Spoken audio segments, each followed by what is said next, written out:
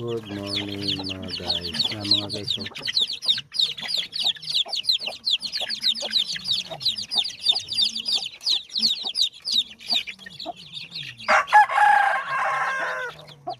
Wow, 5 days naman siguro din siya mga guys. 5 days. Oh. Kani mga guys, mga month. Hapit naman siguro din sa kabulan. Mga 3 weeks na ni kapin. 3 weeks na ni kapin mga guys.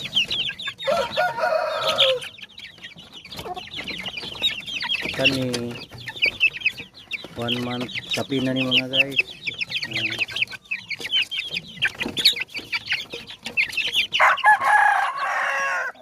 Naong mga kuan ani narang amahan na mga guys, so maura na mga guys.